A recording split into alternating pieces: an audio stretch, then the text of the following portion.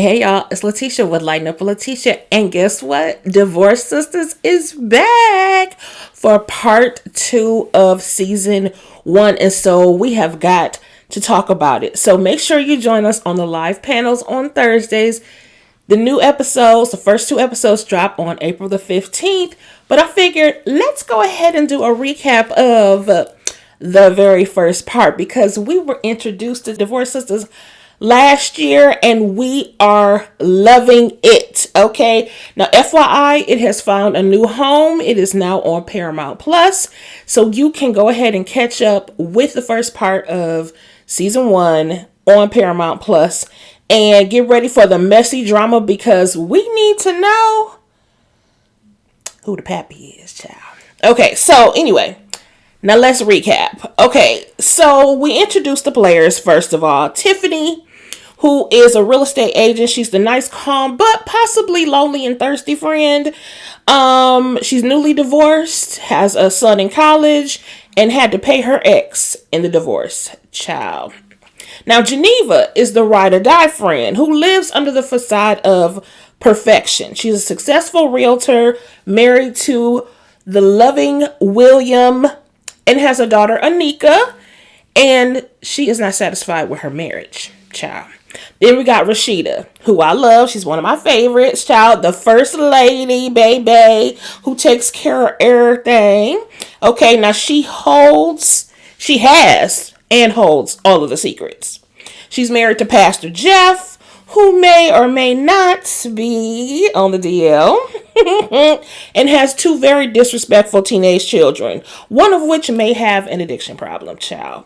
Now, Bridget, she's the pushover friend and the one who cannot keep a secret.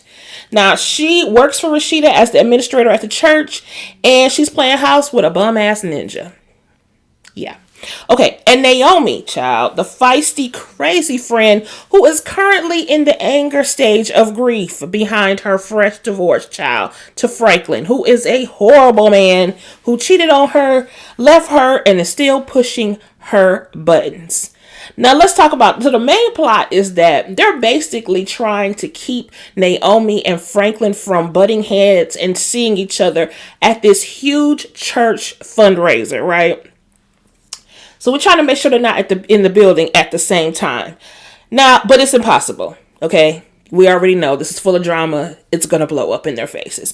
But let's talk about the side plots. Let's start with Bridget.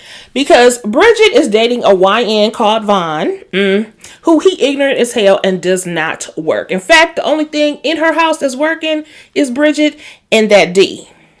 Okay, anyway, he is loud, obnoxious, and he embarrasses her basically every chance that he get.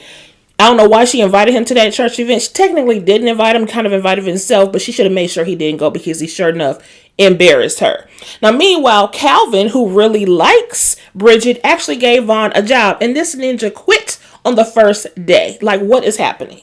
Anyway, they got literally into a physical fight and Vaughn runs off. Now, we find out that Calvin is actually military trained and he could have, unalived this young boy, but decided not to let Vaughn beat him up, whatever. Anyway, Vaughn runs off, claims that he's going to take his own life, and then he hung up. But y'all, how can a dead man hang up on you? Okay, yeah, exactly. So he was playing games. And she claimed that she was done, but she ain't, because that's just not how it goes.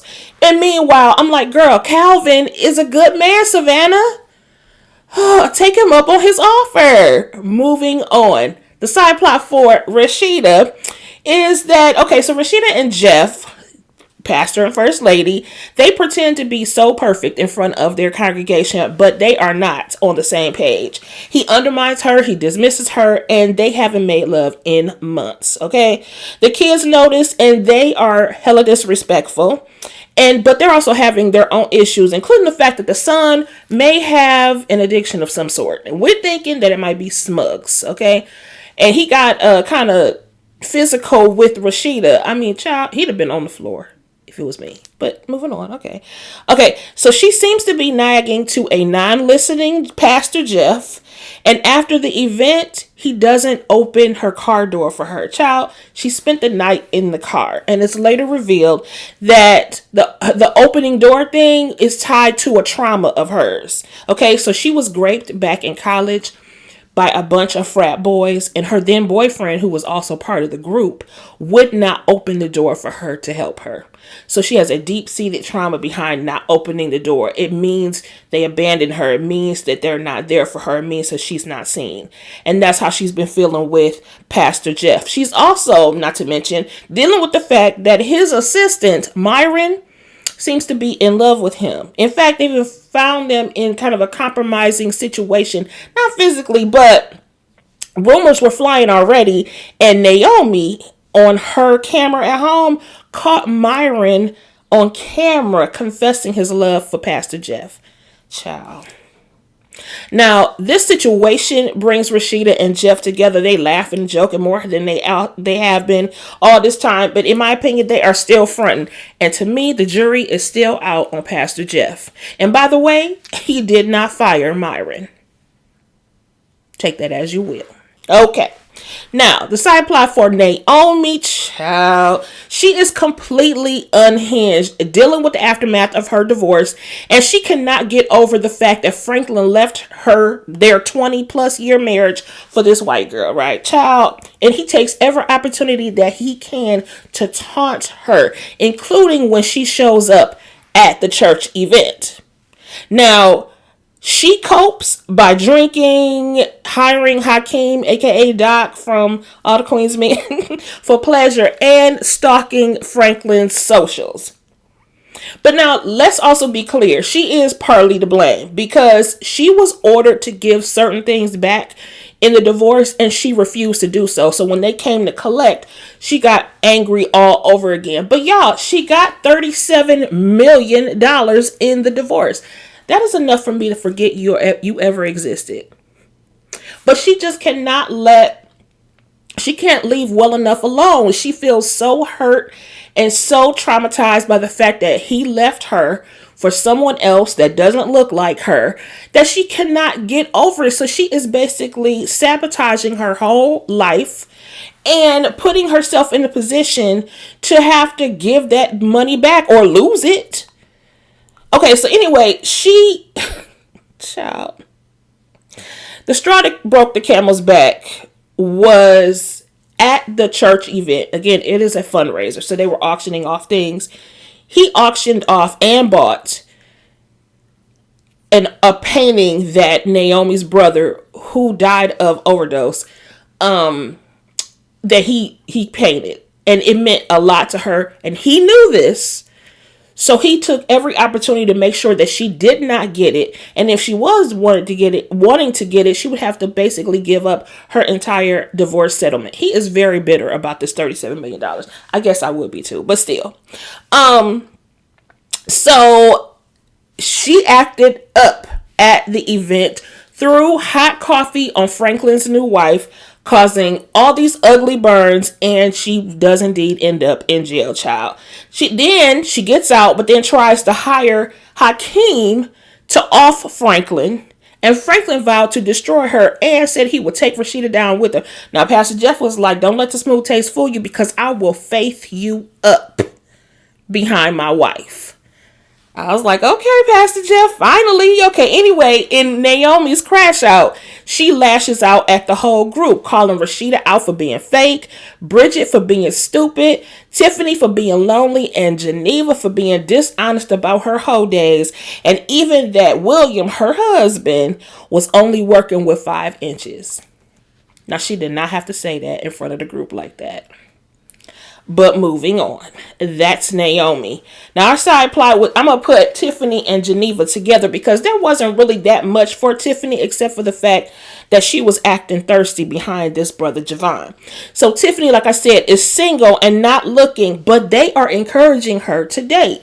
Now Javon, who is Geneva's ex-lover, comes back into town to claim her.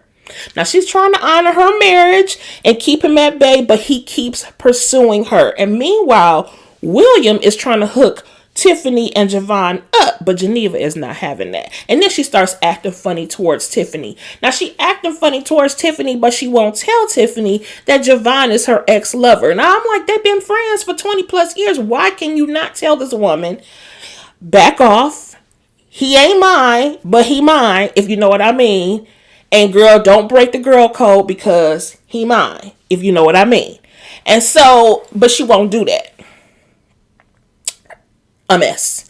But then Javon is being hella disrespectful because he is coming on thick with Tiffany. I mean, even to the point of inviting Tiffany. Now, he just met her at the church event. And then the next day, inviting her to go to Italy along with William and Geneva.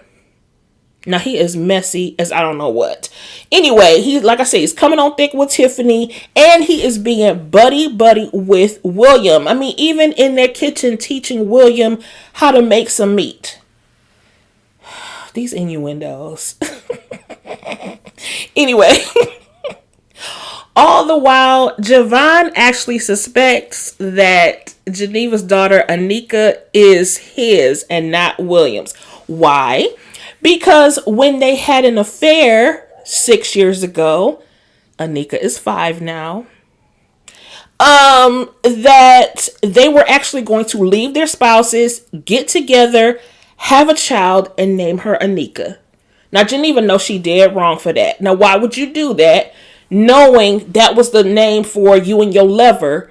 Or did you really down deep think that you are, that's his daughter? Oh, yeah. And another thing, meanwhile, also, so Anika had made a comment with her dolls when she was playing dolls and said, oh, damn, you fine. And it revealed that William actually said that to a woman at her school. So part of this season is Geneva trying to scope out this woman who's one of the parents, trying to figure out whether or not William is messing around. When the truth is, this is all her own guilt. William is most likely not messing around. And if he is, okay, well, maybe he knew about her and Javon. Because also there were times that I thought that William might have thought that Geneva and Javon had gotten together, and maybe that's why he was pushing so hard for Javon and Tiffany to get together. I don't know, but let's get back to it. Like I said, Geneva was dead wrong naming that baby Anika. Speaking of Anika, she falls in the backyard. And they need to take her to the hospital. And of course, what happens there? She needs a blood transfusion. Now, the doctor tried to be subtle and say, it might be best if Geneva did the transfusion. Gave the blood. And Geneva's sitting there acting oblivious. She don't like needles. She don't want, why can't my husband do it? And meanwhile, William is wondering, like, why can't he give his daughter blood? And it's revealed that William has blood O type and the baby AB, making it impossible for him to be the pappy. Child. Meanwhile, Javon and Tiffany are standing there. So that's the catch up. That is all the drama. We have all sorts of storylines going on because, again, the jury is still out on Pastor Jeff. We don't know how the thing with Naomi is going to go because Franklin is suing her for $50 million, which would make her lose her entire settlement and then some. Bridget, we don't know if she's still going to deal with this fool or not. We hope not. But we don't think that she's going to be able to let go of him that easily. And Tiffany, girl, stop being so thirsty. Tell that man you are not going to Italy with him. You do not know him. And Geneva, girl, tell your best friend that you used to mess with this man so she could back up off of him and he could back up off of her. But you got bigger fish to fry at this point because now you may have to tell everybody about your affair with Javon. Child. So don't forget to like, share, comment, and subscribe. And again, don't forget to join us on the live panels with the crew to talk about Divorced Sistas. Don't forget to catch up. Okay. And until next time, holla.